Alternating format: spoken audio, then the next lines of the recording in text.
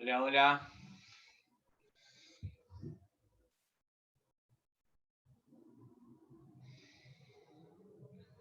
¿Cómo están?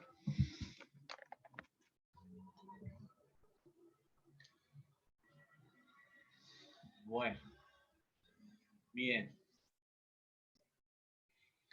Cuéntenme cómo terminaron eh, la práctica 5 que terminaron de subir el video.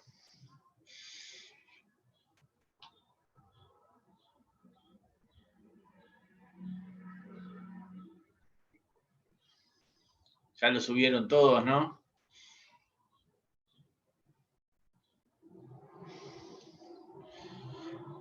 ¿Algún comentario que quieran hacer? ¿Ya estaban más entrenados? ¿Segundo video? ¿Anduvieron más rápido?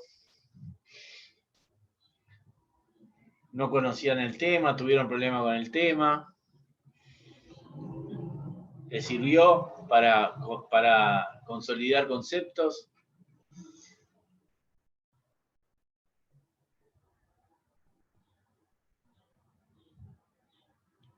Bueno,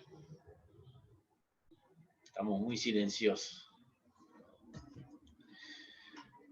Bueno, vamos a tirar un gato arriba de la mesa a ver si se va el silencio. Tenemos esta clase y la clase próxima. Y terminan las clases. En el día de hoy, además de conversar un poquito, que me gustaría que me contaran, pero veo que no tienen mucho para contar respecto a la práctica,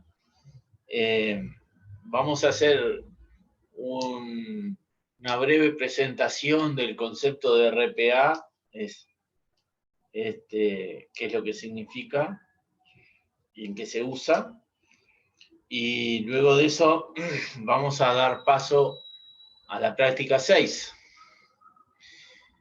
Que la práctica 6 en los hechos es participación de ustedes en clase hoy y la clase próxima. Si ustedes tienen una adecuada participación, está en mí darle los 4 puntos que corresponden, ¿no? Así que lo que les voy a pedir es que después de la presentación de RPA que voy a hacer, quiero que realmente participen activamente hoy y la clase próxima. Vamos a ver qué tiempos tenemos y qué tiempos asignamos.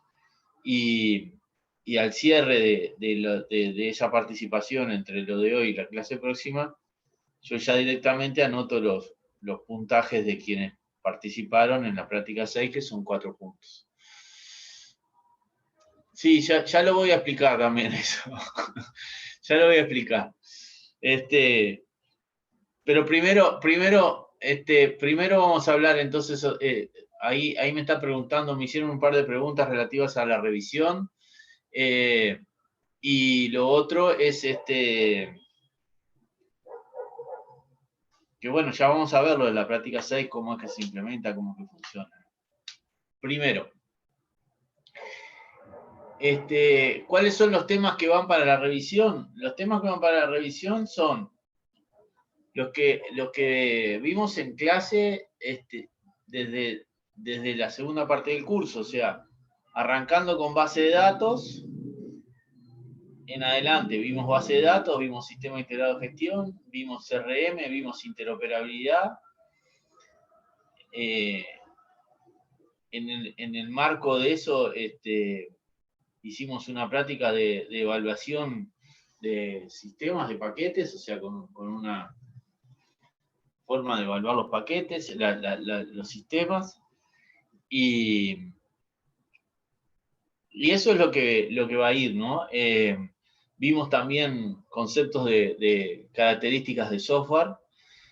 Entonces, esencialmente, esto lo que vamos a tratar de resumir entre la clase de hoy y la clase próxima es, en general, los temas que vimos en esta segunda parte, pero esto lo van a hacer ustedes, o sea, a través de vuestra participación, que va a redundar en los puntos correspondientes de la práctica 6, vamos a tener un repaso general de los distintos temas que vimos. Eso es en cuanto a qué va para la revisión, que está vinculado a esto que estoy hablando, ¿no? Y después, lo segundo, ¿cómo va a ser la revisión? La revisión va a ser una mezcla de preguntas múltiple opción y preguntas de desarrollo.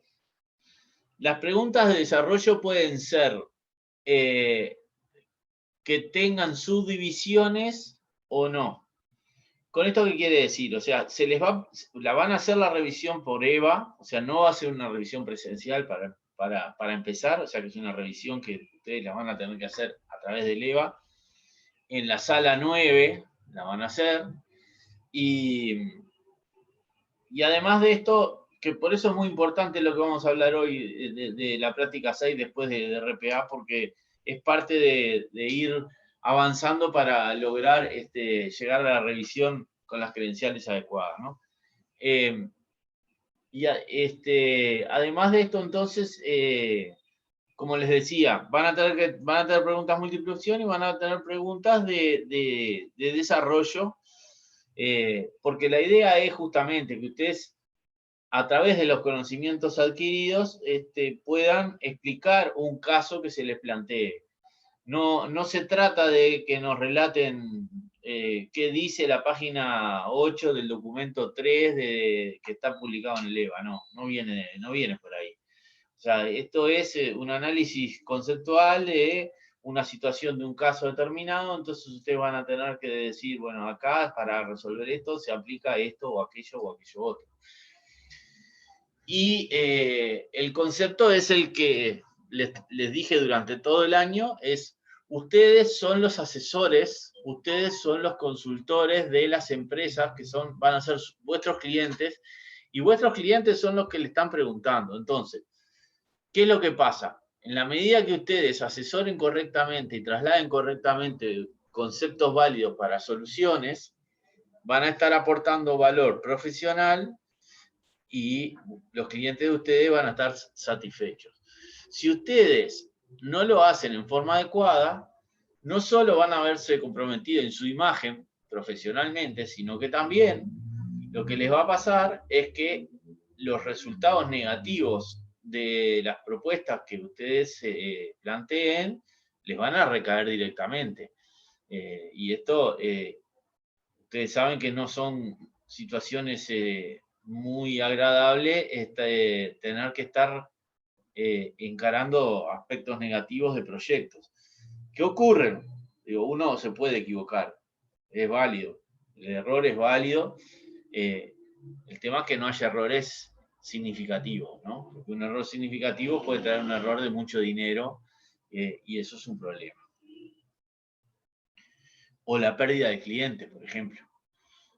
Si ustedes pueden perder un cliente por un mal asesoramiento, tienen, ya lo vimos en CRM, ¿no? Ustedes tienen la pérdida de ese cliente, que dejan de percibir los ingresos, y no solo eso, sino que también pueden tener publicidad negativa.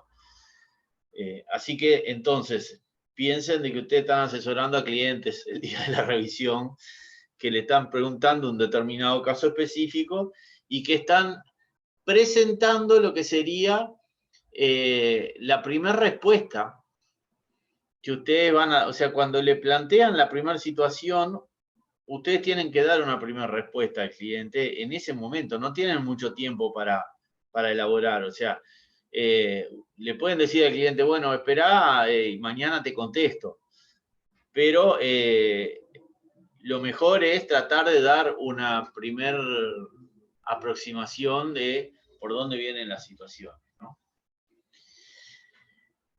Bien. ¿Alguna otra pregunta más respecto a la revisión?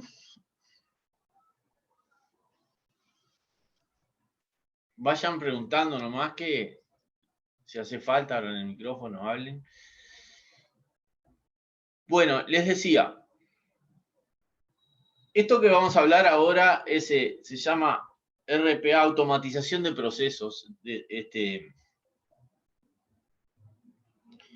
Más que, no es exactamente proceso, bueno, sí, podríamos predefinir, tal vez sea automatización de tareas, que es un estadio más avanzado del uso de las distintas herramientas tecnológicas que disponemos hoy día para realizar un conjunto de tareas con cierto nivel de repetición. Entonces,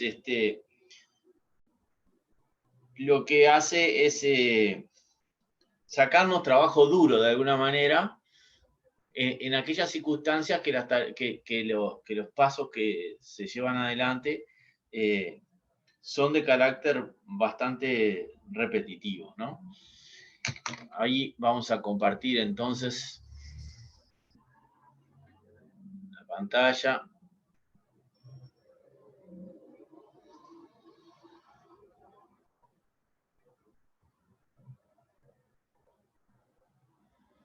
Bien.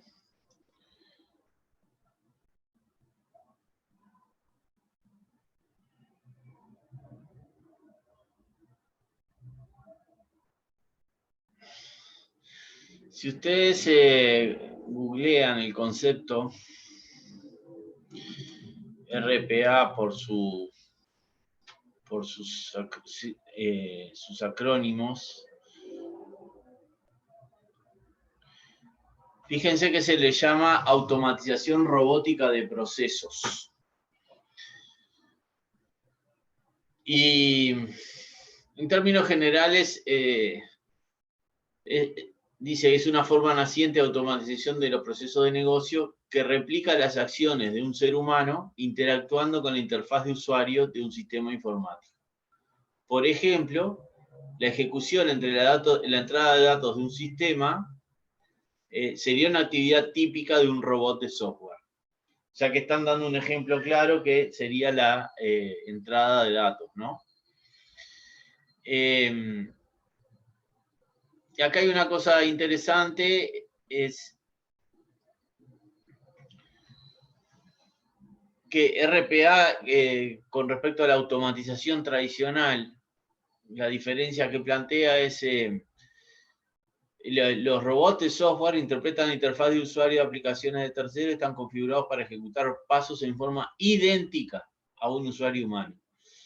Se configuran o entrenan usando pasos demostrativos en lugar de ser programados con instrucciones basadas en código. O sea que uno de los aspectos es que no hay que codificar, sino que hay que intercomunicarse con la programación de los robots en forma bastante intuitiva, ¿no?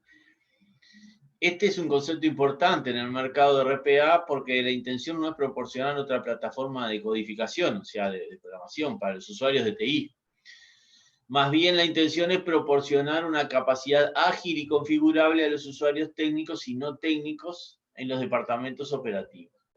El paradigma, en resumen, es que un robot de software debe ser un trabajador virtual que puede ser rápidamente entrenado o configurado por un usuario de negocios de una manera intuitiva que es similar a cómo un usuario operativo entrenaría a un colega humano.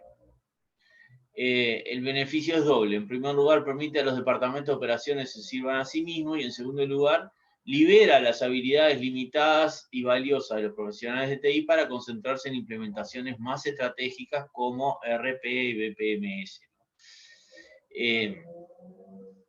Así que bueno, el paradigma de RPA es facilitarnos la vida en la realización de tareas repetitivas con un entrenamiento intuitivo y que no requiere demasiado conocimiento técnico para realizar el entrenamiento de estos bots. Estas herramientas, ¿cómo son? O sea, nosotros tenemos distintos tipos de herramientas al respecto. Hay, como siempre, herramientas de software libre y herramientas que no lo son de software libre. Acá yo hice una búsqueda también en Google y para ver cuáles eran las distintas herramientas que eran, en este caso, de software libre, fíjense, Open Source, RPA, y se plantean estas que están acá a continuación, ¿no? Está Another Monday, Automation Anywhere, Blueprint, etcétera, y sigue para abajo. De todas estas, una que es muy utilizada es esta que está acá, que se llama Automation Anywhere, ¿no? Es una herramienta que nos permite realizar bots en una forma bastante fácil, vamos a decir, ¿no? Así que está dada entonces la automatización de procesos como paradigma ojo, esto no es inteligencia artificial porque no incorpora conocimiento, no aprende, las máquinas no aprenden, sino que nosotros le damos instrucciones claras de tareas a realizar. O sea que la máquina no aprende qué es lo que tiene que hacer a través de analizar el resultado final. La búsqueda de la inteligencia artificial lo que tiene es que nosotros le damos a la máquina, le damos un conjunto de datos de entrada y le mostramos un conjunto de datos de salida. Entonces le decimos, bueno, aprende, decime cómo hay una relación entre estos datos de entrada y estos datos de salida. Entonces, a medida que nosotros le vamos dando más casos de entrada y más casos de salida, el sistema de inteligencia lo que va haciendo es incorporando y validando y descartando situaciones para ir mejorando sus resultados y de esa manera generar un algoritmo eficiente para lograr el resultado final según su forma de entender. Mientras que en este caso, que es el RPA, nosotros no le pedimos que haga eso. Nosotros le decimos, no, te damos estas tareas y vos tenés que hacerlas en forma repetitiva. Y chau, a otra cosa. Y las tareas son estas y punto, ¿no? Ahora, son tareas que de por sí son un poco más complejas que tareas que pueden ser consideradas como scripts. Scripts son cuando nosotros le decimos a través del sistema operativo, tareas programables, o por ejemplo dentro de los motores de base de datos le decimos, bueno, ahora a tal hora respaldá esta base de datos, o a tal hora hace una comprensión de la base de datos. Entonces, eso es una tarea repetitiva que se hace a través de una orden que se da dentro del motor de base de datos. O las tareas, por ejemplo, a ver si ustedes lo visualizan acá. Yo tengo acá un archivito que es un .bat. Voy a editarlo. Que lo que hace es, ejecuta todo esto. Lo que va haciendo es cambiando de directorio dentro de mi equipo acá. Y va guardando en mi disco duro externo cada una de la información que me interesa, ¿no? Entonces es un respaldo automático. Cada vez que yo lo corro, lo que hace, va a un directorio, se posiciona, va al otro directorio en el disco duro, se posiciona también y después es como si abriera la ventana de comando de terminal y escribiera el comando copiar desde la unidad de la unidad C a la unidad E, y después va a otro directorio y así sucesivamente, ¿no? Esto es un conjunto de tareas que están predefinidas en ese script que está ahí, y ese script se lanza, en este caso manualmente, porque requiere que esté enchufada la unidad de disco duro externo, ¿no? Pero si fuera un respaldo al exterior, podría yo hacerlo en la medida que tuviera el notebook prendido, a una hora determinada y ponerlo directamente en las tareas programadas del sistema operativo. A ver.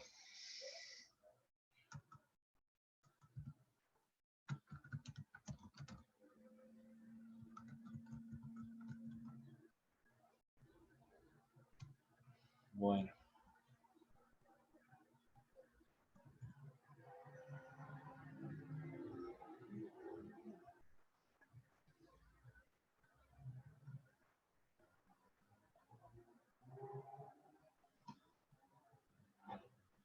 Acá hay un conjunto de opciones de cómo hacer para incorporar las tareas programadas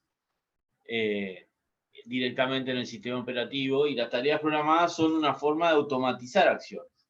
Ahora, esto que les estoy diciendo son cosas que se vienen haciendo hace mucho, mucho tiempo, y esto, lo de relativo al RPA, es bastante reciente porque tiene otro tipo de cosas, como por ejemplo,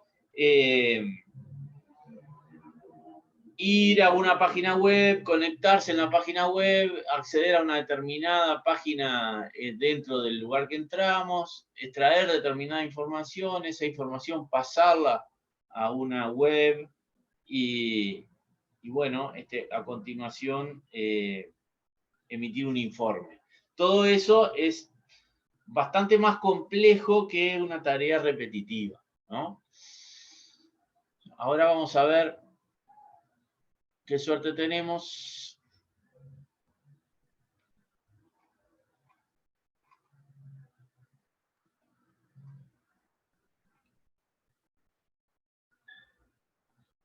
A ver si yo puedo,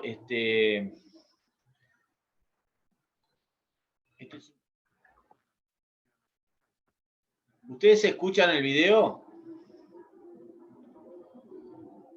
Si yo pongo play acá, ¿ustedes lo escuchan? A ver.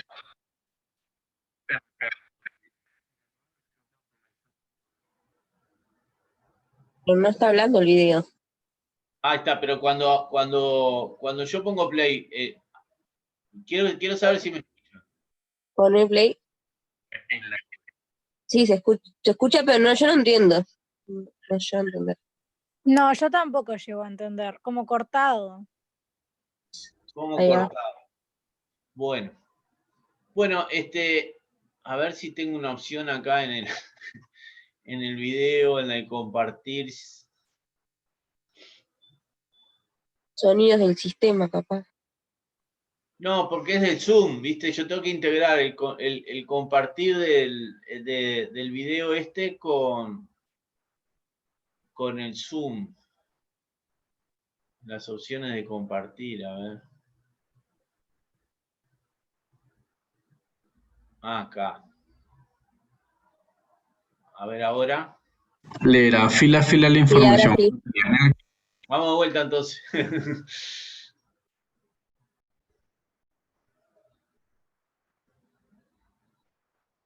Todos bienvenidos a esta sesión en su canal de YouTube RPA Bot Builders con la nueva versión de Automation Anywhere A 2019 en la nube. En esta oportunidad construiremos un bot que abrirá un Excel, leerá fila a fila la información contenida en el Excel con el comando loop y mostrará los valores de interés según las condiciones configuradas con el comando if para finalmente cerrar el Excel. He aquí los datos de prueba con nombre, apellido, ciudad, profesión, edad y bonificación mensual. Bueno, para empezar, abriremos la sesión con nuestro usuario y contraseña. Iremos a la sesión de bots, mis bots, y creamos un nuevo bot para nuestra tarea. Le asignamos un nombre a nuestro bot, en este caso Excel Advanced. Le damos clic en crear y empezamos nuestra configuración buscando el comando de abrir en las opciones de Excel Advanced. Arrastramos el comando y procedemos a buscar la ruta donde nuestro archivo se encuentra en nuestra computadora.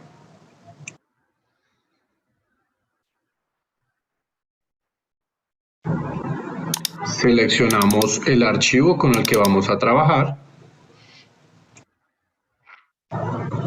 Seleccionamos la opción de encabezados, ya que nuestro archivo tiene encabezados. Procedemos a buscar el comando loop para leer línea a línea la información que contiene nuestro Excel. Seleccionamos la opción adecuada para leer línea a línea y apreciamos las diferentes opciones que tenemos dentro del comando loop, seleccionando todas las líneas para finalmente asignar los valores a una variable que llamaremos bfila en este caso. Le damos clic en aplicar y buscamos el comando de asignación para almacenar el valor de la ciudad que encontremos en la columna respectiva de nuestro Excel. En esta oportunidad, los datos de origen será bfila, identificado con el número 2, que corresponde a la ciudad, y lo asignamos a nuestra variable bciudad, en este caso, para hacer la comparación más adelante.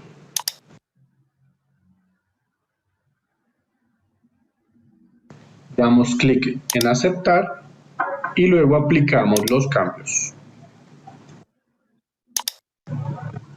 Ahora agregaremos las condiciones de comparación con el comando if. Lo seleccionamos, lo arrastramos, escogemos la opción adecuada para comparar la variable string que hemos asignado con el nombre de bciudad. La seleccionamos, agregamos nuestro valor de comparación, en este caso que sea igual a Bogotá, y le damos clic en aplicar. Ahora buscamos nuestro comando de mensaje, lo arrastramos y lo configuramos con la notificación que queremos. Agregamos la variable bfila con el ID 0, que corresponde a la columna de nombre en nuestro Excel, seguido de la variable bciudad con la información que capturamos, específicamente en la columna ciudad. Agregamos el texto para finalmente agregar la variable bfila con el ID 5 en nuestro Excel, que corresponde a la bonificación que allí se contiene. Damos clic en sí insertar y aplicamos los cambios. Finalmente, tenemos que cerrar nuestro Excel y buscamos el comando de cierre, lo arrastramos al flujo y guardamos toda la configuración. Como verán, es algo muy sencillo que podemos aquí validar fácilmente con un loop, una condición de if y un mensaje de notificación para finalmente cerrar. Tenemos la opción de verlo a manera de lista, contiene exactamente las mismas condiciones, nuestras condiciones de if, nuestro mensaje que queremos que se despliegue y el cerrado del Excel. Finalmente le damos correr y esperamos la ejecución de nuestro bot.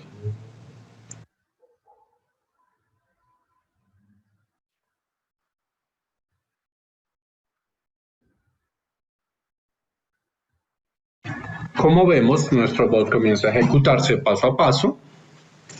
Nos muestra la notificación y lo comparamos con el Excel.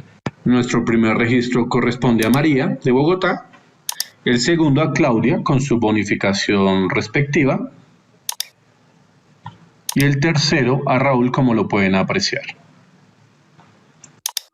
De esta manera hemos ejecutado nuestro bot satisfactoriamente. Y ahora cambiemos la condición simplemente para probar. Ya no queremos Bogotá, sino Cali. Cambiamos el valor. Le damos clic en aplicar, guardamos los cambios y ejecutamos. En este caso, solo nos debería mostrar en la notificación los registros correspondientes a Cali con sus bonificaciones respectivas.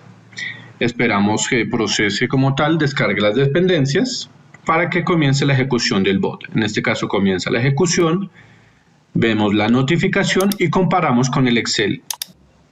Vemos que Juliana de Cali tiene una bonificación y Luis de Cali tiene una bonificación. Y bueno, aquí vemos cómo se ejecuta correctamente nuestro bot. No siendo más, si te gusta el video, dale clic en me gusta y suscríbete a nuestro canal para ver más de estos tutoriales. Si tienes alguna duda o comentario. Bueno, ¿me están escuchando? Sí. Ah, perfecto. Este entonces era un ejemplo. Hay muchos, ustedes pueden mirar varios. Pero yo no entendí para qué quieren eso. O sea, no entiendo el beneficio que da. O El es porque es cuando es una lista más larga. No, está bien, o sea, ese ejemplo es bastante elemental, yo comparto contigo, ¿no? Eso que acabamos de ver es un ejemplo bastante elemental. De repente puede haber otros ejemplos que son un poco más elaborados y tienen algunas respuestas, algunas posibilidades, a ver, algo que sea, lo que pasa que si no se nos va a ir el tiempo, ¿no? Pero No, se yo puede. puedo saber eso, pero Sí, sí, se pueden hacer cosas un poquito, bastante más complejas, ¿no? O sea, yo había visto uno que yo pensé que me equivoqué en ese.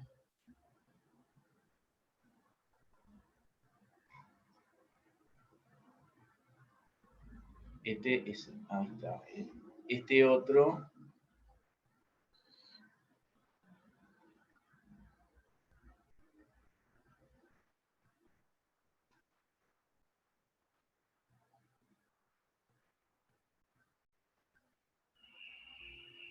Profe, yo había probado uno la vuelta pasada, que estaba muy bueno, que era con chatbots, que hasta te respondían consultas de tu base de datos por WhatsApp.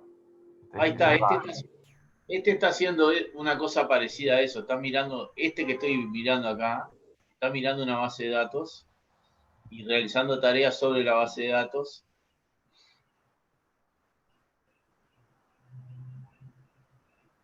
A ver en qué termina. Hace cálculos.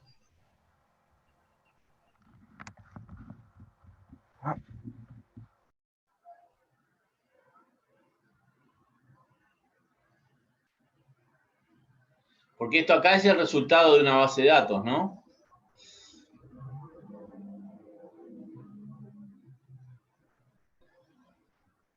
Bueno, puede mandar un mail, o sea, son tareas, al fin y al cabo estamos hablando de situaciones de repeticiones de tareas, que pueden ser más o menos complicadas. Esto que vimos recién, yo comparto con quien habló antes, es muy elemental, ¿no? Pero,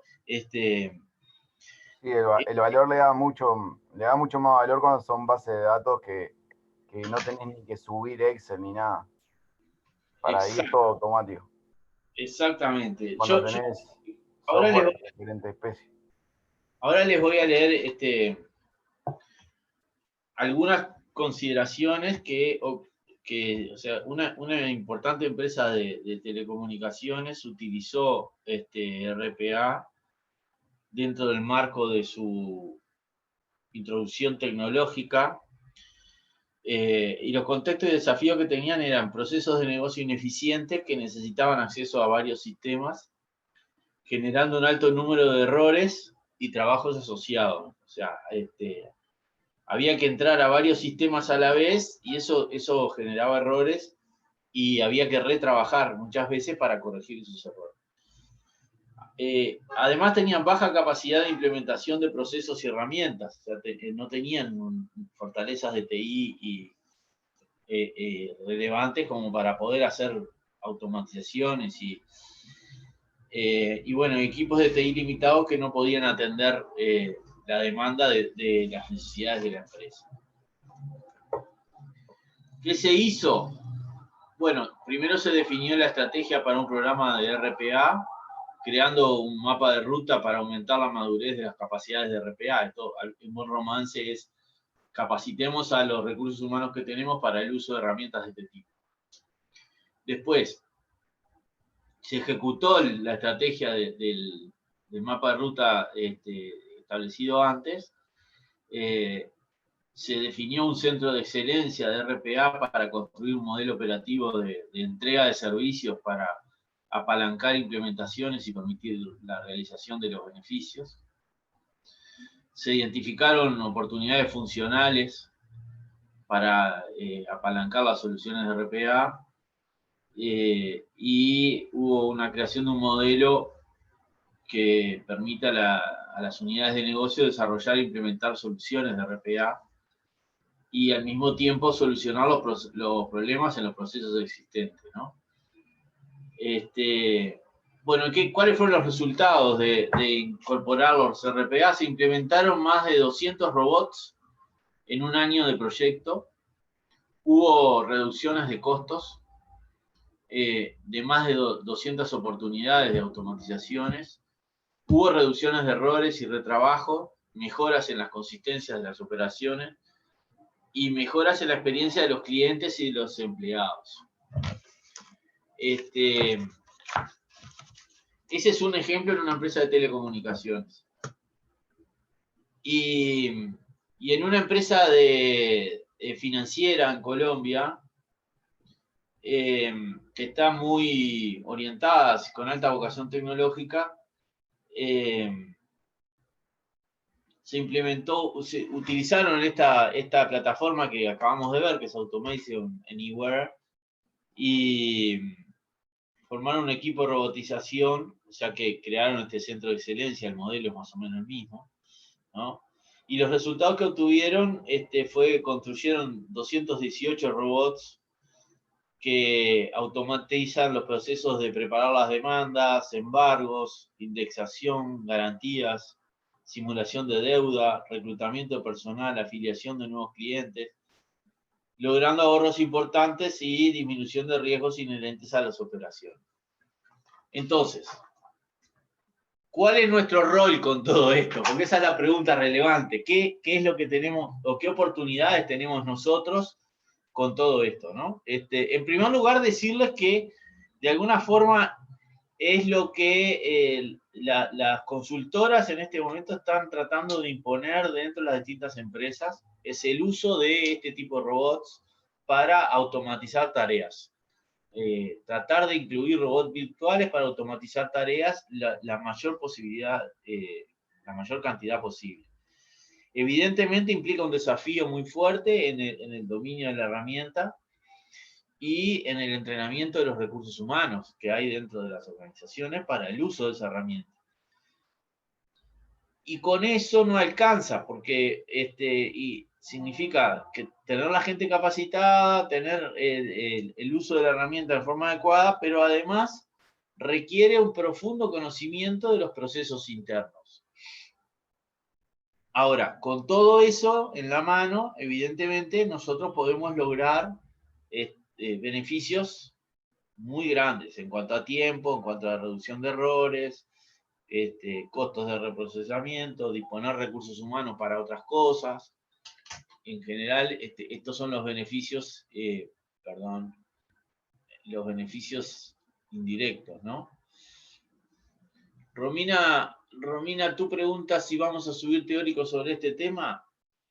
Mira, dentro del teórico hay unos documentos complementarios de SIG y CRM. El último documento de SIG tiene una carilla de todo esto que estamos hablando. Es un tema muy nuevo, es un concepto muy nuevo que nosotros estamos incorporando este año, que entendíamos que era importante que se los pasáramos, porque,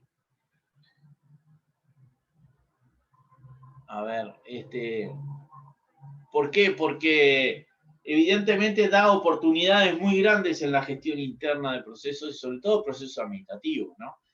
Por lo tanto, además de saber entonces qué son las distintas herramientas en general que se pueden utilizar, que les hemos transmitido, vinculadas a la gestión de las organizaciones, ahora también tienen esta herramienta como complementaria. Si va algo para la revisión de esto, y bueno, capaz que lo que le podemos preguntar es de qué viene el paradigma de la automatización robótica de procesos, pero nada más que eso, o sea, no vamos a entrar en mucho detalle, es un tema que requeriría otro grado de profundidad y de análisis por parte nuestra y por parte de ustedes. Lo que sí está bueno que sepan y deberían saber de que existe existe RPA, la automatización robótica de procesos, que es aplicable, que es algo que está pasando hoy, que se está tratando, que es una oportunidad de negocios, incluso de servicios a otorgar, y que ustedes van a salir a la cancha con esto en el medio del partido. O sea que no puede ser que ustedes salgan a trabajar y se encuentren con esto y digan, no, en la facultad nunca nos dijeron nada, nadie nos dijo que existía esto. Bueno, por lo menos se van a acordar de que prácticamente en las últimas clases del año tuvieron un titular de la temática automatización de robótica de procesos, y que la automatización robótica de procesos está entrando, realmente está empezando a usarse, y es un paso previo al uso de la inteligencia artificial. Por ahí, ¿quién era que estaba hablando? Mario, creo que era. Estabas haciendo referencia al vínculo un ejemplo con chatbots. ¿Podés contarnos algo, un poquito más? Sí, yo había probado en un momento para hacer algo personal nomás, Integromat, que tiene abundantes servicios, varios servicios de todo de cualquier cosa que puedes ver, y como que lo vas enganchando. Vos lo que sí tenés que tener cuenta en cada una de las cosas. Y también tendrías que tener, de acuerdo a lo que quieras hacer, el licenciamiento, pero después es como todo automatizado. Después que lo armás, queda todo automatizado, queda muy bueno. La verdad, yo lo que quería hacer específicamente era bastante complejo y no lo pude resolver de esa manera, pero sí tiene para hacer varias cosas. O sea, Integromat, dejo ahí el link igual para que chusmeen si quieren, pero lo que vas haciendo está bueno porque es bastante práctico en el sentido de que podés ir agregando, en la parte del proceso vas agregando como qué software interactúa, y vos después le ponés tipo credenciales a ese software, o en este caso algunos no necesitan credenciales, pero le pones, le ingresás algunos datos específicos de lo que querés hacer, y bueno, y él te va haciendo después, te hace todo automático, te pones la hora y todas esas cosas, de cuándo se puede hacer. O sea, no lo tengo del todo trillado de cómo funciona bien 100%, pero sé que esto se viene fuerte.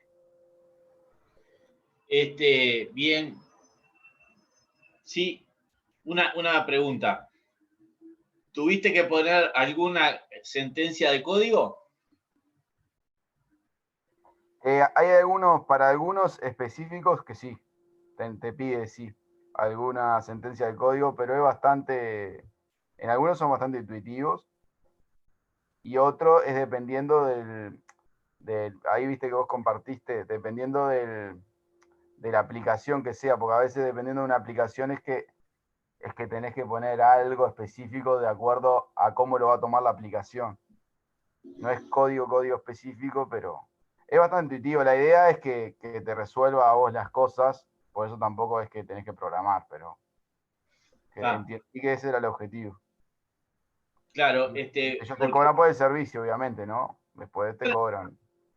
Está bien, pero digo, el tema yo no tengo problema en gastar $100 millones por mes y obtengo 500. Así que el asunto, la cuenta esa la tenemos que tener bien presente nosotros. O sea, no es problema de costo, no es problema del costo en la medida que el valor que obtengo y el resultado que obtengo por el uso de la herramienta es superior, y además no me complica el partido financiero, porque esa es la otra, ¿no? Entonces, no, pero lo interesante es, yo quiero remarcar el asunto del paradigma de que en la medida de lo posible sea intuitivo y que no requiera codificación, ¿no? Porque ahí ya entramos de vuelta en caer en gente especializada de TI, que son los recursos más condicionados, más limitados hoy día, y se estaría rompiendo un poco el paradigma operativo de esta filosofía. Pero está claro, o sea, evidentemente es un paso más en la integración entre los sistemas, ¿no? Lo que hablamos de la interoperabilidad antes, de la integración entre los sistemas. Esto que estoy viendo acá como esquema, que está en la pantalla en este momento, tiene todo como base bueno, tiene el enlace con Facebook y con Dropbox, que son distintos, ¿no? Pero en los hechos tiene Gmail y Google Sheets, es todo en torno Google, y después a través de las salidas de red sale hacia Dropbox y Facebook, que son otras empresas, o sea que estaría integrando plataformas mezcladas, pero de vuelta, estamos usando en este caso se ve toda una integración en la nube de operaciones. Está interesante, ¿no? Sí, además te resuelve, viste, ahí donde dice router, la idea es que para eso mismo, vos no tenés que saber programar ni nada, o sea, que te resuelva todo lo que sea, todo lo del if o for, o todas las cosas de programación, de que, bueno, si pasa esto, voy para este lado, y si no pasa esto, voy para el otro lado, y así va siguiendo el proceso, ¿viste? Esa es la idea de router y eso. Bueno, muchas gracias por transmitirnos esto. Yo desconocía, así que maravilloso. Una más para tener. Sí, este lo están ofreciendo bastante empresas acá a nivel local. Justo el otro día, creo que Quanam lo está utilizando, si mal no recuerdo. Pero ya lo están ofreciendo, es como vos decís, ya hay empresas que lo están haciendo como consultoras a otras empresas para automatizar procesos. No, las consultoras están en un ataque furibundo con este tema. Porque ven, a ver, es lógico, ellos ven la oportunidad de negocio. O sea, yo me meto a ofrecerte un servicio de instalación y acompañamiento en la puesta en marcha de este proyecto, que a vos te va a redundar en mejoras de valor agregado por reducción de costos de gestión, esencialmente. Va a mejorar la eficiencia interna. Y bueno, yo me llevo una plata por la consultoría, ¿no?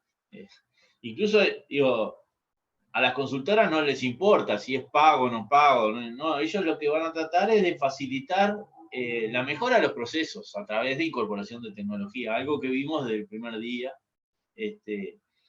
Pero bueno, ustedes ya lo tienen a la vista entonces, y nada, transmitirles el concepto de la automatización de los procesos y que no se sientan sorprendidos si les toca. Algunos ya veo que vienen avanzando más rápido que otros y lo está experimentando. Muy bien. Bueno, ahora vamos a cambiar violentamente de tema. Nos vamos a ir a la práctica 6. La práctica 6, yo acá estoy a ver, me voy a poner en la visión,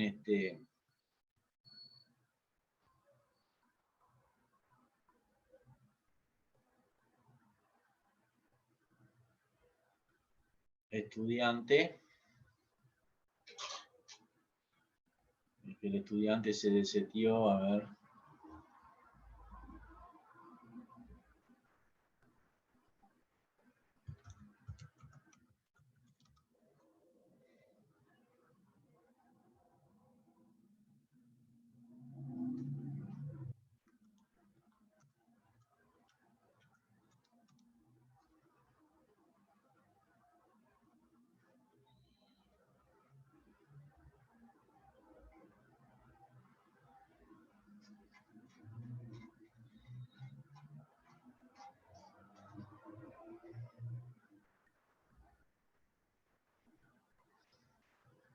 Para empezar, acá está en consideraciones sobre sí, que están los aspectos teóricos que yo les comentaba recién, ¿no? Después, para seguir, alguien me preguntaba en el chat, que no contesté todavía, si las clases, iba a subir las clases. Yo estoy subiendo las clases, hoy subí 2, me quedan subir otro par más. Y bueno, vamos a la práctica 6. Enunciado práctica 6. ¿Qué dice? Para esta práctica es necesario acceder al curso que se encuentra en la sala 9. Y acá, como verán, hay un link, el cual voy a hacer clic. Y ustedes tienen que ingresar por acá.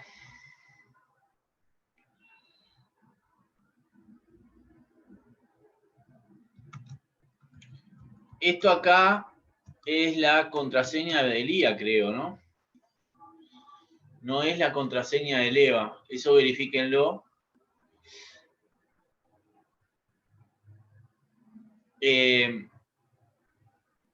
Cuando Profe, llegan acá, yo hasta ahí llegué y me pedía como que me matriculara. ¿Hay que matricularse de nuevo?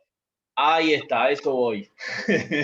Perdón, o sea, Perfectamente, la pregunta era esa y me encantó porque justamente ese es el problema, y que me gustaría que lo hagan y lo prueben porque este es el objetivo para mí respecto a esto. O sea, uno de los objetivos de esta práctica es hacer esto que estoy haciendo ahora con ustedes y que puedan entrar hasta acá, ¿no? Si ustedes llegan a leer la práctica 6 acá, es porque llegaron acá. Y si llegaron acá, significa que entonces van a poder hacer la revisión, porque la revisión va a estar acá.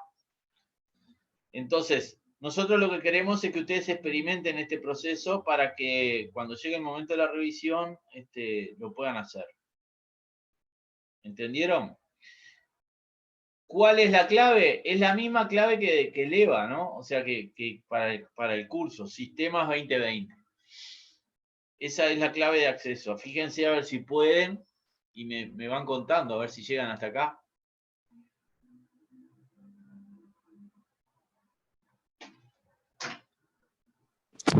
Yo ya pude, todo en minúscula por las dudas, si alguien quiere saber. Bárbaro, gracias.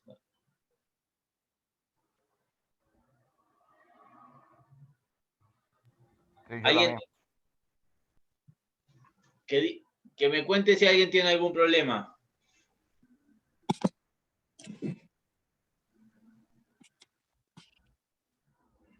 Bueno.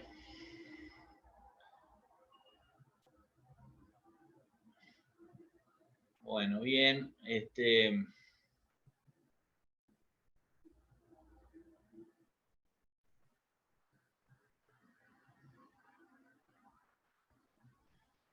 A ver cómo anda el chat de ustedes, vayan pasándome nombres, porque de acá, después el miércoles van los 4 para los 4 puntos. Si me pasan nombres, los puedo pasar, si no, no. Así que escriban el nombre y cédula, vayan escribiendo en el chat de manera que yo vaya poniéndolo en este Excel.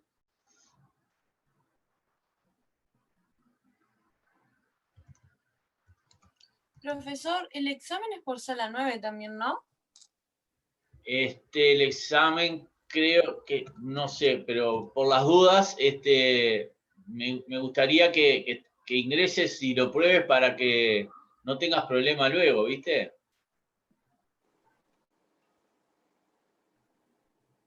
Pa.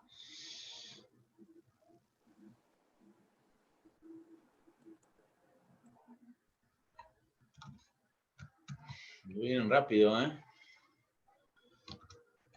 hay que pasarte lo de los compañeros del grupo también. Bueno, por ahora, los que están acá, me gustaría que tus compañeros vengan el miércoles a la clase, porque estos puntos son por estar acá. Bueno, Sí. Y por participar, porque no es solamente por estar, o sea que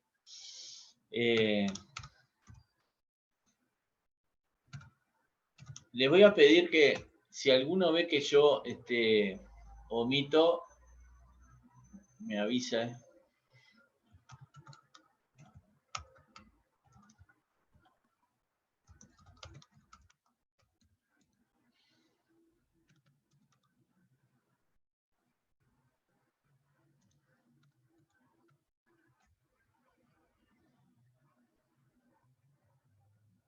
A ver si tengo manera de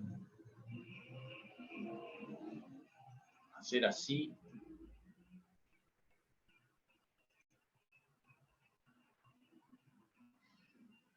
Grandioso.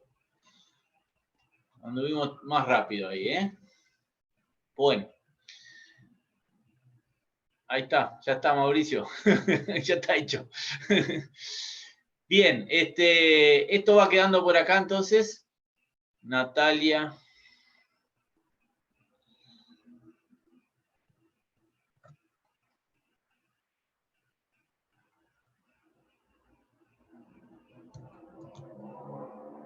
Está. Esto va quedando por acá entonces y vamos a ver qué dice la práctica 6, porque ya que llegamos hasta acá, vamos a avanzar un poquito más, ¿no? ¿Qué dice la práctica 6? Bueno, se pretende que las dos últimas clases sean de participación y de preparación de la revisión.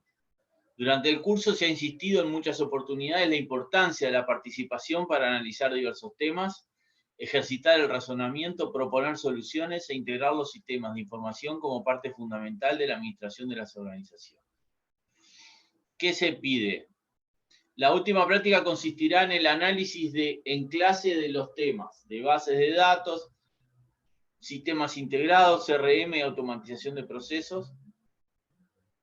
Los puntos se asignarán en el grupo de clase al cual el estudiante asiste. El puntaje se asignará de acuerdo a la participación de los estudiantes en la clase. Los puntos se darán por el razonamiento y la elaboración propia. En el caso de formular una premisa que no es correcta, tendrá puntos si es coherente y se fundamenta. Los estudiantes que indiquen los motivos de no ser correcta también llevarán puntaje. Léase entonces, muchachos, puntos por hablar en clase en el repaso de lo que estudiamos hasta ahora. Así que esa es la idea. Nosotros vamos a dar, ahora son las 18 y tenemos para tratar base de datos, SIG, CRM, automatización, algo de interoperabilidad también. Así que me gustaría que de acá a media hora pudiéramos intercambiar un poquito, empezando con los temas de base de datos, ¿no? Así que a ver quién se ofrece a comenzar a intercambiar, a preguntar respecto al tema primero que fue el primero que empezamos viendo en esta segunda parte del curso. Anímense, ahora son ustedes los que hablan, ¿eh?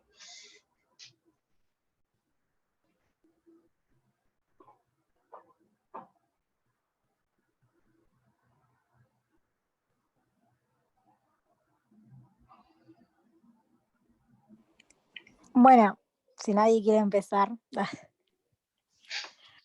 Bueno, básicamente, o sea, dicho groseramente, la base de datos es el conjunto de datos relacionados entre sí, y la relación debe existir porque, como habíamos comentado, datos son hechos aislados que si solo hablas como la definición estricta de dato, no te dice nada, si no lo relacionás, si no lo procesás, etcétera, para luego, bueno, convertirlo en la información que sea útil para la empresa. Muy bien, Dharma, tenés que agregarle con un significado implícito. Implícito, sí, me había... Es verdad. Porque si no, podemos tener muchos datos relacionados entre sí, pero como no tienen nada que ver uno con otro, no sabemos de qué viene. Entonces, bueno, si lo tenemos todo en una carpeta que dice nuestros amigos de los viernes, entonces sabemos que está todo vinculado a ellos. Claro. Y no es algo que está vinculado a el fútbol de los jueves. Está, discúlpame. No, es justamente así es como es que está bueno intercambiar y resaltar las situaciones, ¿no? Perfecto. Obvio.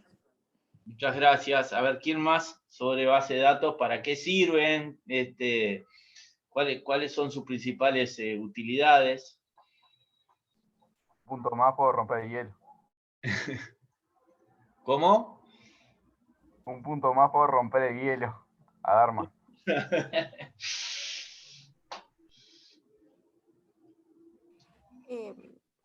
Habíamos hablado también que algo bueno de la base de datos era la abstracción que hacía de las aplicaciones y los datos, que en realidad la base de datos brinda justamente datos o información para distintas aplicaciones. Sí, y eso lo que permite es trabajar sobre las bases de datos, sobre los subcomponentes, en forma independiente de los programas. Y además, por otro lado, trabajar en los programas en forma independiente de la base de datos. Y eso lo que permite es, dado que podemos trabajar en forma separada, es habilitar equipos especializados en cada una de las cosas. Entonces, es muy relevante la separación de los datos de los programas a los efectos de la arquitectura de los sistemas. Y eso facilita entonces una mejor gestión de los sistemas en el tiempo. Bien, muy bien, Micaela. Bueno, ¿qué más? ¿Para qué nos sirven? A ver.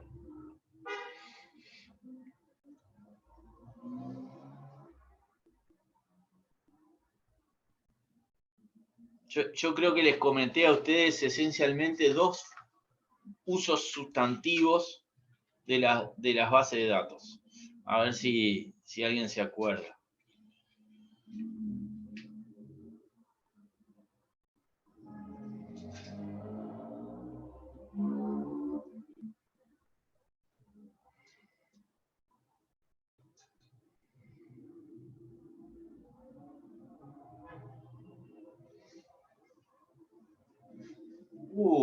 Vamos, gente.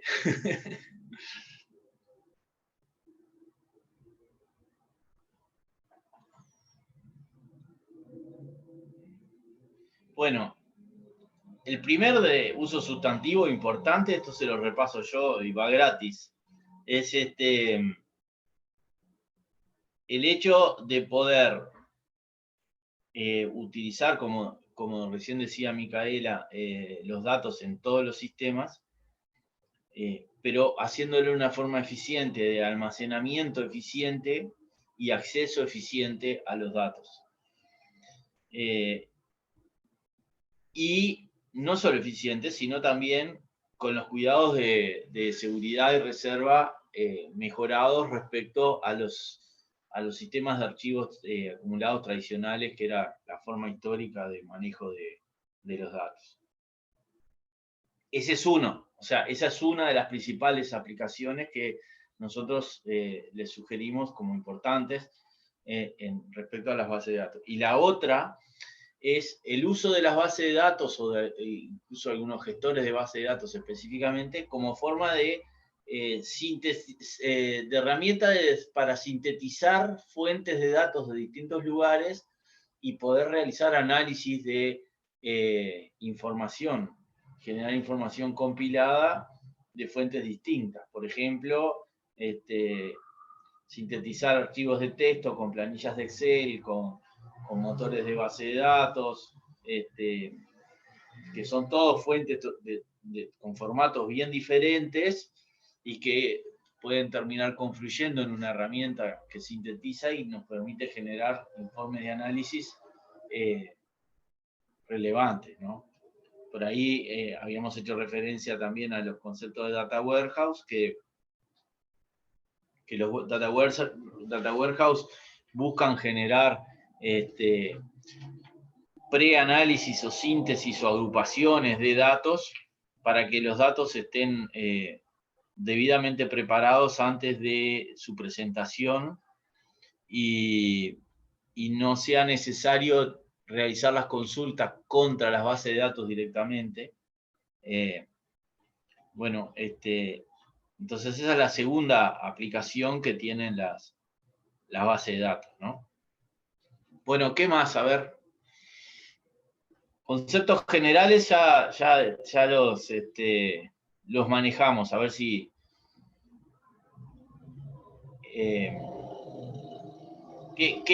como concepto general, tal vez quedaría uno más, a ver si ustedes me ayudan a... ¿Qué les parece algo que hablamos relativo a la performance de los usos de base de datos relacionales con respecto a los sistemas tradicionales en aquellos en el uso de sistemas de distintos niveles de volúmenes de datos? A ver, ¿qué diferencia hay en usar una base de datos relacional en una empresa que tiene 1000 clientes con respecto a una empresa que tiene 1,5 millones de clientes y que tienen, vamos a suponer, los dos 5 facturas por mes? Y la performance de la base de datos. ¿Dijiste clientes o datos? Ahora me mareé. O sea, los mismos clientes tiene, pero... No, dije que una tiene 1000 y la otra tiene 1.500.000, 1 millón largo de clientes. Y después, ¿las transacciones son las mismas? Son las mismas, las transacciones son las mismas. O sea, ponemos 5 transacciones por mes. O sea, al fin y al cabo, una tiene 5.000 transacciones al mes y la otra tiene 5 millones de transacciones al mes, ¿no? Por eso digo, eso sí, la performance. La Sí. performance de la base de datos no va a ser la misma. O sea, a nivel de procesamiento, primero tendría que ser otro el servidor que maneje esa base de datos, y a su vez habría que evaluar si no ir por un lado de data warehouse, para tener más replicados los datos para acceder más rápido, ¿no? Está bien.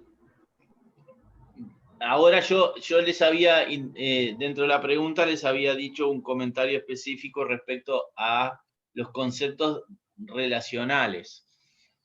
Cuando hablo de conceptos relacionales, me estoy refiriendo a los índices de clave primaria, a los vínculos de clave primaria o clave foráneas y esas relaciones que existen entre las tablas, que esas relaciones tienen intrínsecos controles predefinidos entre los datos. Esos controles tienen necesidad de consumo de procesamiento, y por lo pronto, cuando los datos se multiplican, a mayor cantidad de controles, evidentemente baja mucho la performance, y eso ha llevado a que las bases de datos en el modelo relacional, que es tan bueno, que nosotros consideramos tan bueno a los efectos administrativos, cuando los volúmenes de datos son muy, muy grandes y tienen muchos controles de este tipo, la performance baja muchísimo.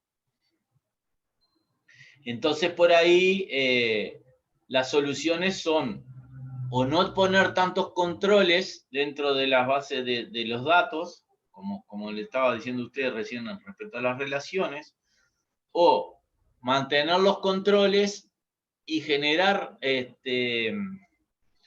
set de datos paralelos, como decía Mario recién, relativos a los data warehouse, que nos permiten acceder a los datos en forma performante, pero independiente de los datos de base, que son los que están guardados en la propia base de datos. Bien. Bueno, hablando de esto entonces, ya que estamos hablando de base de datos y ya vimos los conceptos generales, en cuanto a los conceptos particulares, ¿cuáles son los principales? ¿Quién me cuenta, a ver, que no sean de los que ya hablaron, ¿no? ¿Cuáles son los principales componentes que hemos hablado, que incluimos dentro de una base de datos? Piensen en lo que era el modelo entidad-relación. Incluso nosotros hicimos unos ejemplitos en clase donde comparamos cómo cómo se construye o qué comparación burda hay entre las planillas las planillas de cálculo y las bases de datos.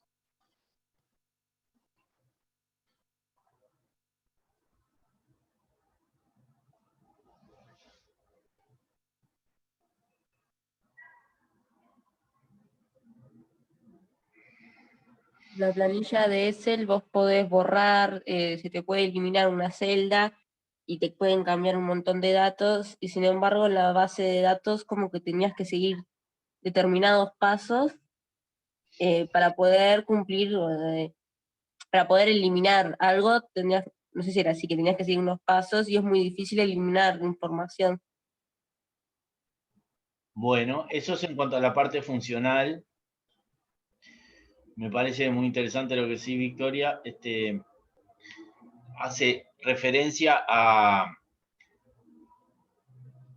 que no es conveniente que los usuarios entren a las bases de datos a toquetear los datos, sino que eso se tiene que hacer necesariamente a través de los programas en forma estructurada y por fuera de las bases de datos. Solamente es un error gravísimo modificar los datos directamente en la base de datos. Si hay que modificar los datos en la base de datos, significa que los programas no tienen todas las funcionalidades adecuadas y que se requieren alguna funcionalidad nueva que permita modificar el dato. O sea, las bases de datos no están pensadas para estar cargando a mano y extrayendo a mano la información. Mientras que las planillas de cálculo sí. Las planillas de cálculo están pensadas para eso, justamente, para poder manipular, cargar, borrar, etc. Y no están pensadas para el análisis y no para el almacenamiento. Aunque nosotros, como vimos en toda la práctica del curso, nosotros al principio en la empresa utilizaba la planilla de cálculo como forma de almacenamiento de los datos sustantivos de la empresa. Eso en cuanto a el acceso a los datos y la manipulación de datos. Ahora vuelvo a la pregunta anterior. ¿Cuáles son los principales componentes del modelo de base de datos? O sea, estamos hablando de cuáles son los componentes que nos permiten catalogar, guardar, ordenar los datos, ¿no? ¿Cómo era que los definíamos?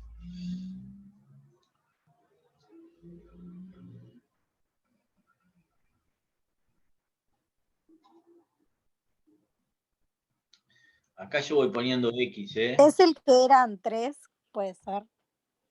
A ver, Son Dharma. ¿Eran 3 los componentes?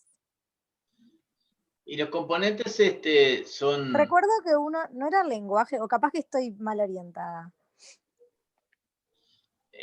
Los componentes esenciales son... Yo lo voy a decir en términos abstractos y me gustaría que ustedes me lo digan después en términos específicos. Ok. Son las entidades. Dentro de las entidades, nosotros después tenemos un conjunto de campos, ¿no? Y tenemos relaciones que existen entre las entidades, y a su vez, en cada una de las entidades hay determinados índices claves. ¿Cómo se traduce eso que dije en términos, por ejemplo, de planilla de cálculo?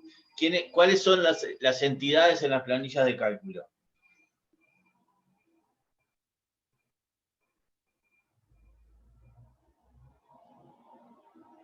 Las entidades... El Excel se podría decir capaz, y las celdas como los atributos, por decirlo de una manera. Ahí está, o sea, las hojas, cada hoja de la planilla viene a ser una tabla, ¿no? Entonces, por ejemplo, la hoja de clientes. Y dentro de la hoja, nosotros en cada una de las columnas definimos cada columna como un campo, por ejemplo, el root, por ejemplo, la dirección, ¿no? Y después, en las filas, nosotros guardamos los registros, ¿no? Cada uno de los registros, cada fila tiene un conjunto de registros. Entonces, así tenemos un conjunto de hojas, que bien son un conjunto de entidades o un conjunto de tablas. Es lo mismo que nosotros podemos incorporar dentro de los componentes de la base de datos. Cada base de datos, dentro de la base de datos, nosotros creamos tablas. Dentro de cada tabla creamos campos. Para cada campo establecemos qué tipo de datos es. Y después, lo que hacemos es guardar registros dentro de las tablas. Las tablas tienen índices, que son las claves.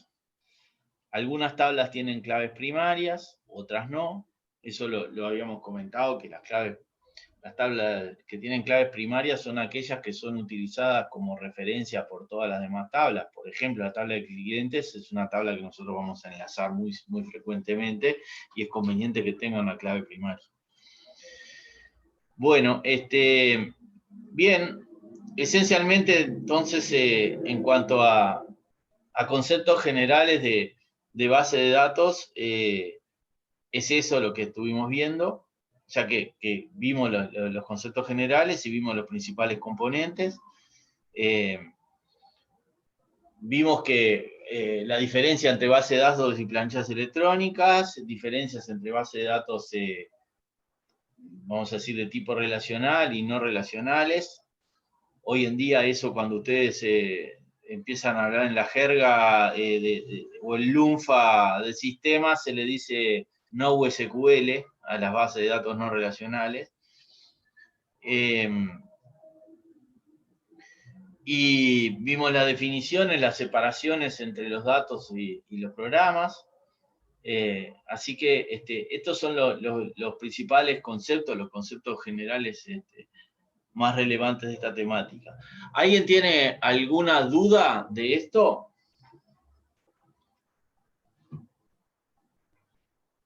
¿O que se acuerde o que le interese profundizar? Yo tengo, sí, una duda de lo último que acabamos de repasar. Entonces, una entidad, vos hablaste que, por ejemplo, en el Excel sería una planilla. La planilla es todo un libro. Sí, sí, sí. Claro, esos que abajo podés poner muchos. Sí, abajo vos podés poner muchas hojas. Ah, bien. La entidad sería el libro. O sea, no, la entidad es cada hoja. Ah, está, sí, bien. Está bien, es lo que entendí entonces. ¿No? A ver, vamos a hacerlo. A ver qué voy a... Por ahí Mario lo puso.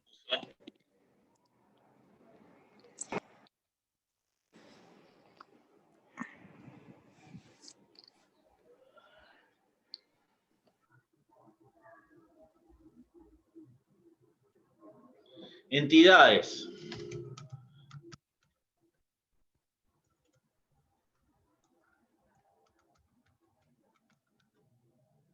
Clientes. Productos.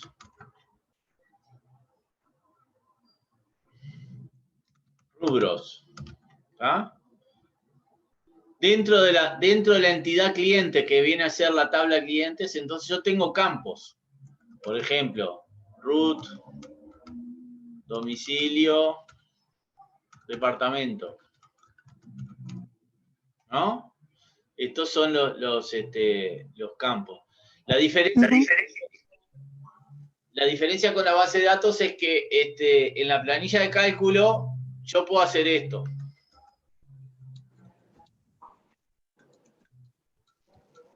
Como verán, puedo guardar datos en el DEF, mientras que en la base de datos eso no lo permitía. Directamente quedaba restringido hasta ahí. ¿Ah? Y acá yo sigo guardando registros, ¿no? ¿Y la base de datos no era que también no se podían repetir o se tenía que seguir la clasificación que se había pautado? Perfecto. Eso es cuando tú elegís una columna, por ejemplo, un campo, como yo acabo de marcar este, y decís, este campo es el que tiene clave principal. Y esa clave principal es la única clave que identifica a cada uno de los registros que están incluidos en esta tabla. Esto no se puede hacer con la planilla de cálculo y sí se puede hacer con las bases de datos. Eso es importante que tengan presente la diferencia, ¿no? O sea, en los hechos se puede hacer con la planilla de cálculo, pero hay que meterle codificación ahí para que se haga una verificación cada vez que alguien vaya a poner un registro nuevo. Se tiene que verificar que en esa columna no se incluya un dato que ya estaba. Bueno, eso que nosotros tenemos que codificar, en la base de datos ya viene hecho de por sí, como una herramienta intrínseca de ella, ¿no?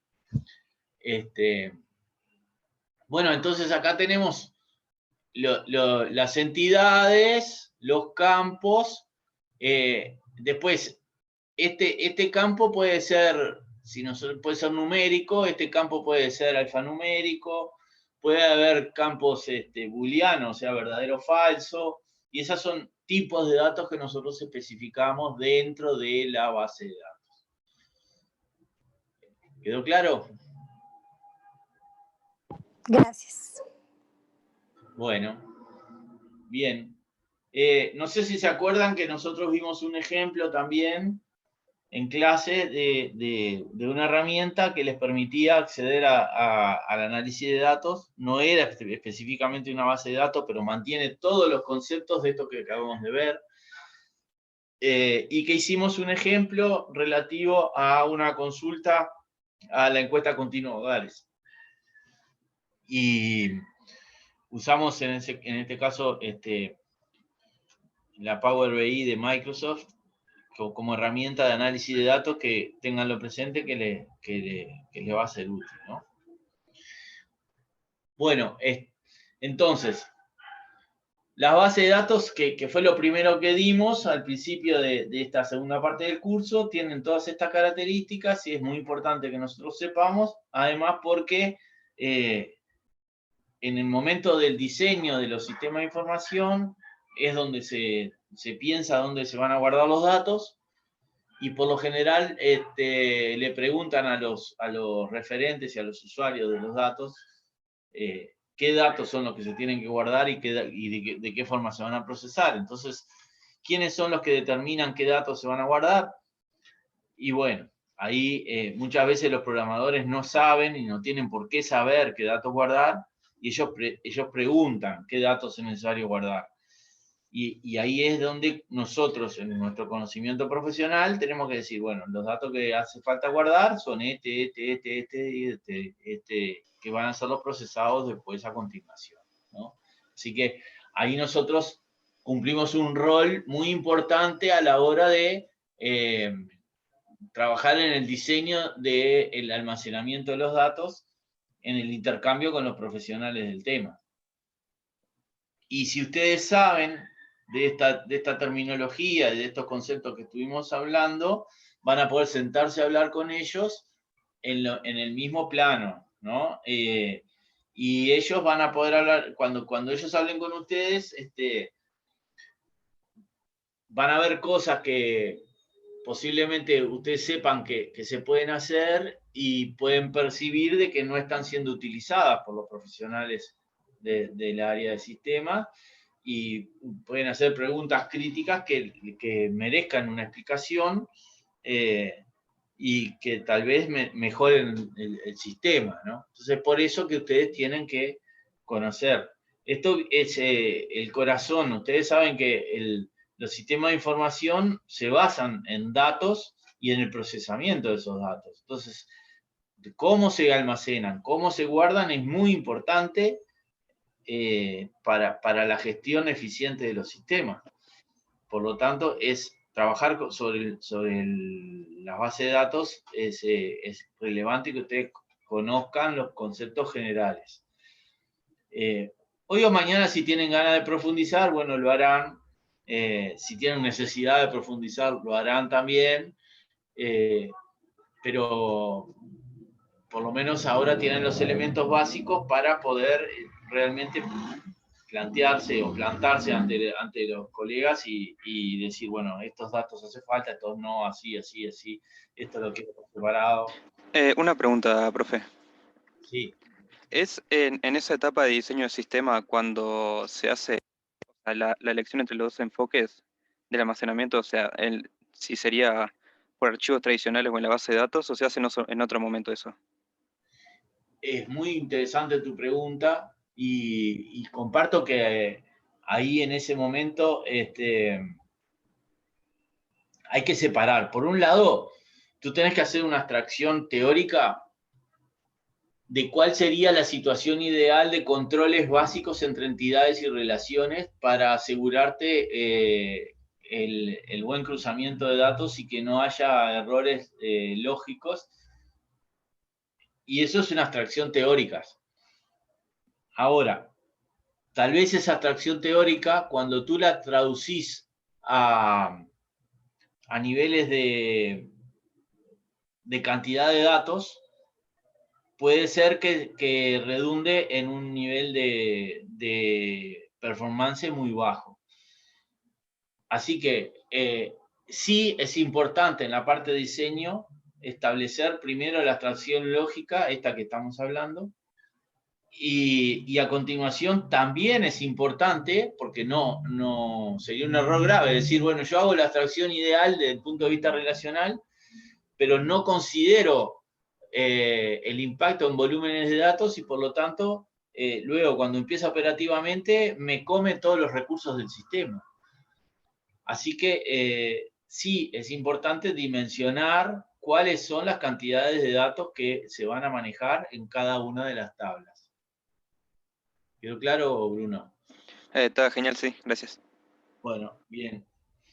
Un poco ese dimensionamiento de los datos, ustedes lo hacen en una forma, y son los mejores, o sea, ustedes son los mejores indicados para hacer ese dimensionamiento, ¿no? Empiecen a tirar de la punta de los agentes involucrados en la organización. Por ejemplo, como hablábamos, intercambiábamos recién, o sea, ¿cuántos clientes hay? ¿Hay 1, hay 100, hay 1000? Pero no alcanza a saber la cantidad de clientes, porque capaz que hay un solo cliente con muchas facturas en el mes.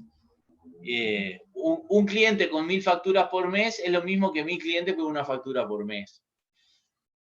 Entonces, en términos de cantidad de volumen de transacciones, ¿no? ¿Y quiénes son las tablas que generan mayor volumen de transacciones?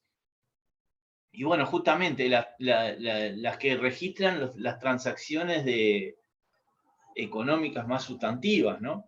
O sea, por ejemplo, las transacciones de venta que se hacen la apertura de cada uno de los productos dentro de las facturas. Esas son las facturas, por lo general, son las transacciones que tienen, los documentos que tienen el mayor número de transacciones.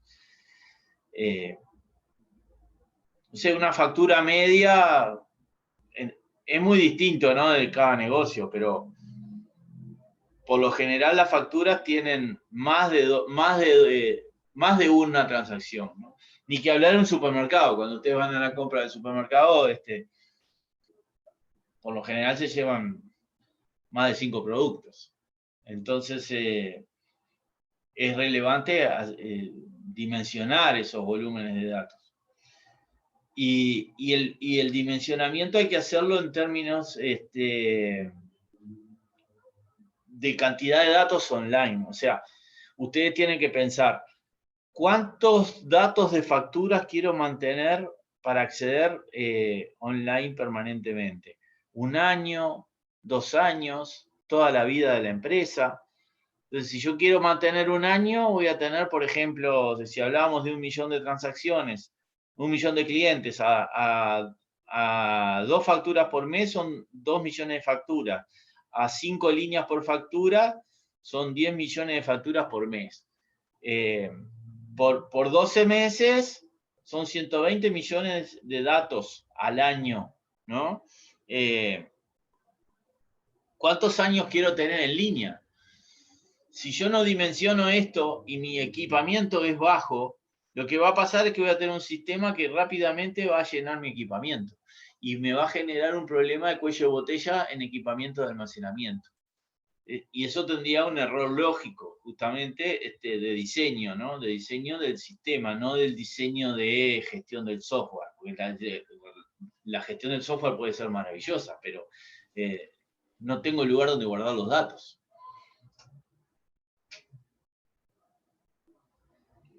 Bien, ¿alguna duda más? Bueno, entonces, para la clase próxima, no, de repente ahora vamos a tratar de redondear, a cambiar de tema, a ver cómo andan con su repaso mental referido a qué es software libre y qué no es software libre. A ver quién tira algo por ahí.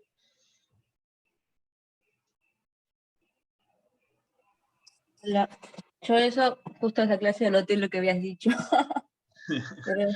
Pero habías dicho que el software libre no es gratuito, que sea libre no significa que sea gratuito, y que tiene distintas versiones de Linux también, y tiene que cumplir 4 requisitos de libertades.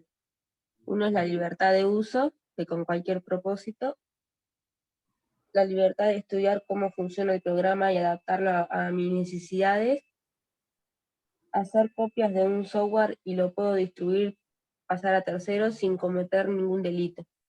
Y el cuarto no lo anoté. El cuarto es hacer cambios en el software y compartirlo con la comunidad. Yo tengo algo parecido a eso también. Que Bien. sería, o sea, sería como que sería un programa de código abierto, por así decirlo, tipo que puede ser modificado y usado tipo para cualquier fin. No sé si sería algo así. Pero una consulta, mi compañera dijo que tenía que ser gratuito, yo tengo como que no implica gratuidad. No implica gratuidad. Ah. Lo relevante son las 4 propiedades que debe cumplir. Eso es lo más importante. O sea, que sea con Linux o no sea con Linux es secundario. O sea, el asunto es que si viene, por ejemplo, hoy o mañana aparece un sistema operativo que no es Linux y que tiene esas 4 libertades, eso es libre. Y lo mismo pasa con la gratuidad. Puede haber software que sea propietario y sea gratis. O puede haber software que sea libre y no sea gratis. Eso es muy importante. Eso incluso tenganlo presente porque ha sido pregunta reiteradas veces. Así que párense siempre sobre las 4 libertades. ¿Tá? A ver si alguien las repite.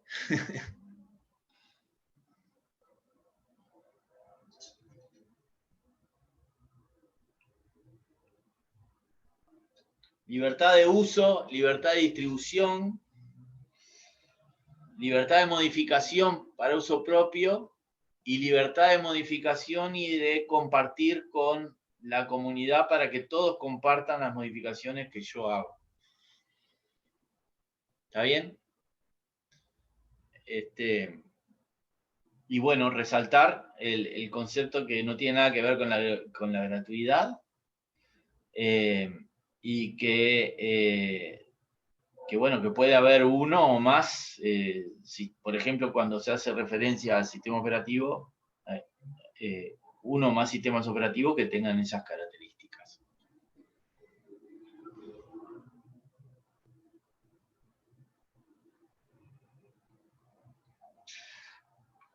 ¿Qué dice el Estado uruguayo respecto al software libre? ¿Se acuerdan?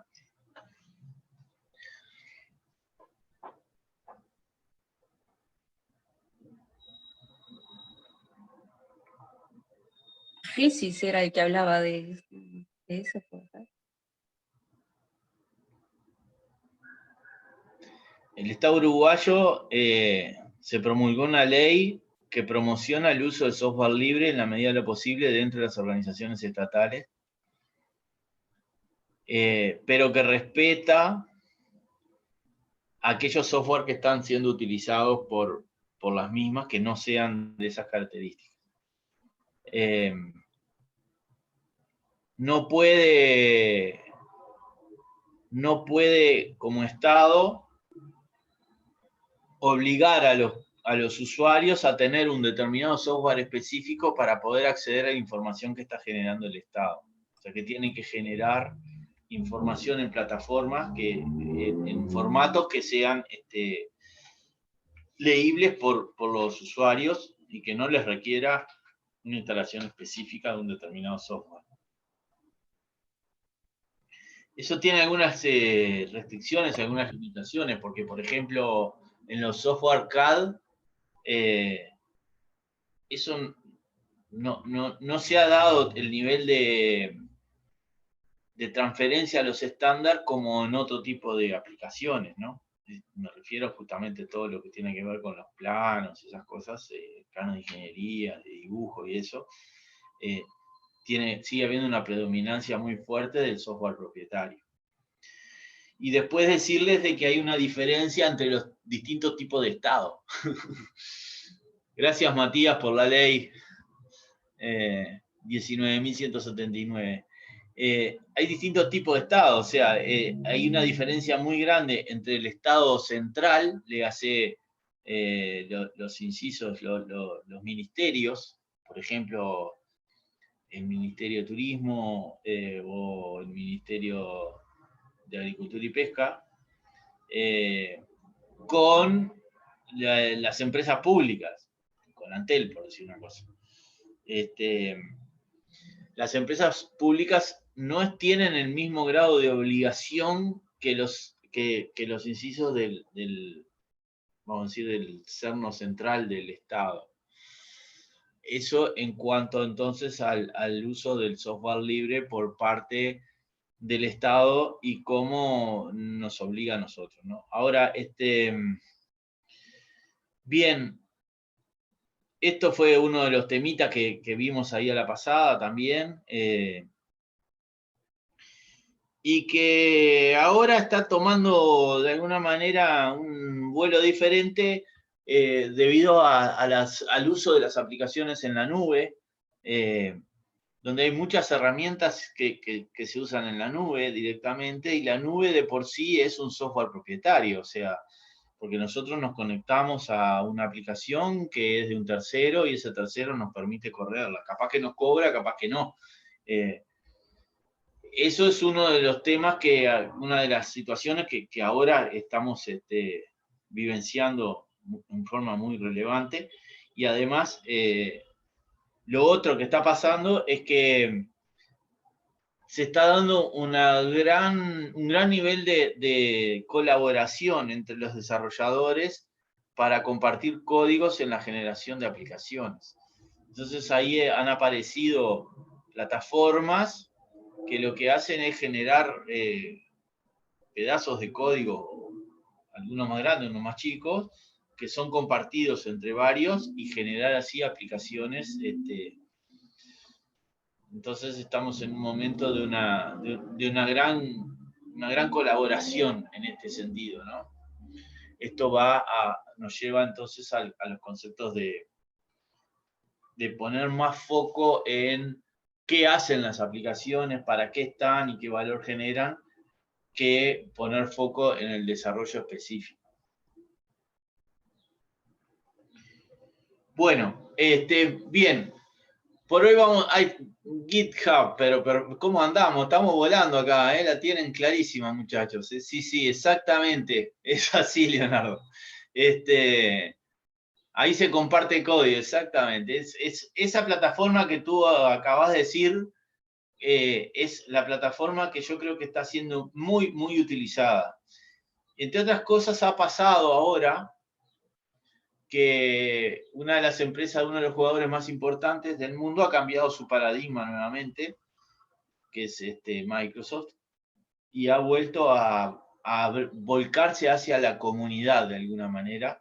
Como puso su foco esencialmente en los negocios en la nube, empezó a decir, bueno, los desarrolladores quieren hacer, yo les doy herramientas. Una es GitHub, entre otras cosas, y después la otra es generar una interfaz, una herramienta para generación de código y desarrollo que se llama Visual Code, que es utilizada por todos los desarrolladores Linux a esta altura también, y de otras, por ejemplo, de Python. Entonces se está dando esto de un gran espacio de compartir entre los desarrolladores. Bueno, muchachos, muy bien.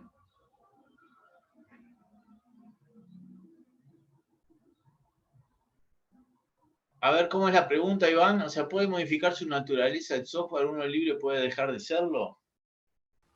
Sí, sí, un software libre podría dejar de serlo.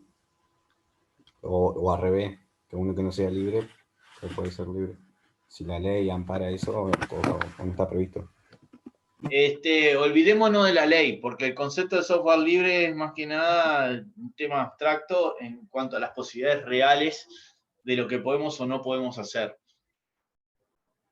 Cualquier software que cumpla con la posibilidad de uso, la posibilidad de modificación, la posibilidad de compartir, la posibilidad de distribuir sin limitaciones, es libre. A partir del momento de que un software de estos cambie alguna de esas propiedades, cualquiera, entonces ya está, ya deja de ser libre, pasa a la otra categoría. Porque por definición, software no libre o software propietario es aquel que no cumple con alguna de las cuatro.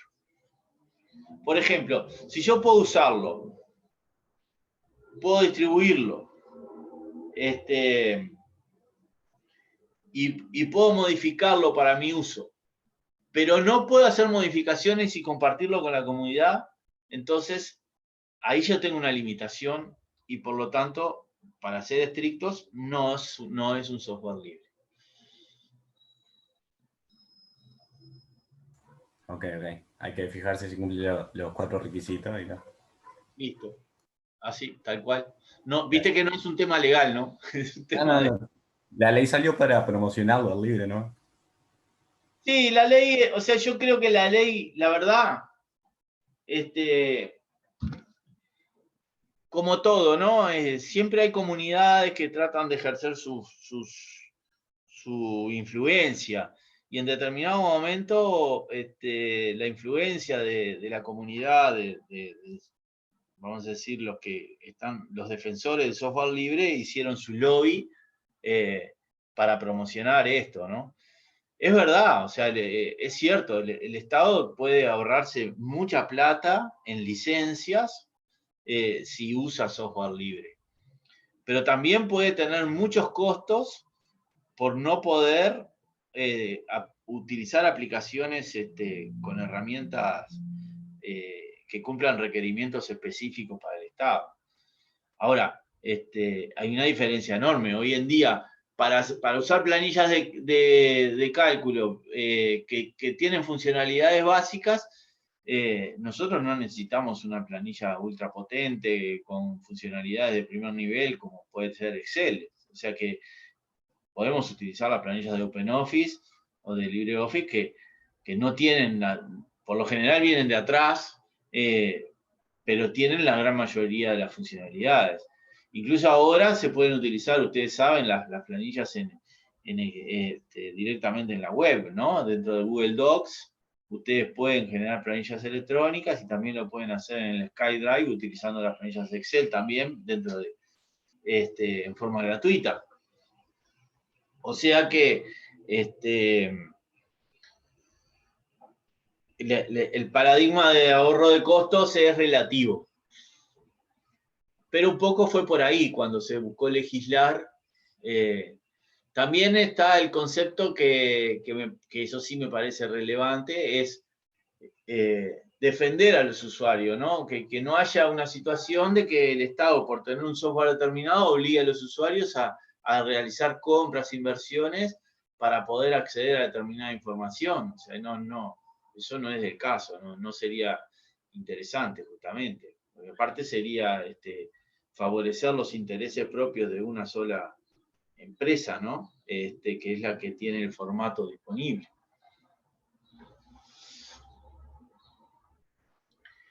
Bueno, por la clase de hoy vamos a ir dejando por acá. Yo voy a terminar de subir las clases y los espero el miércoles para terminar de cerrar el curso. Cerraremos con los otros temas brevemente y si tienen alguna otra duda respecto a la revisión. Y nada, así que nos vemos. Con más participación el miércoles, muchachos. Vamos arriba.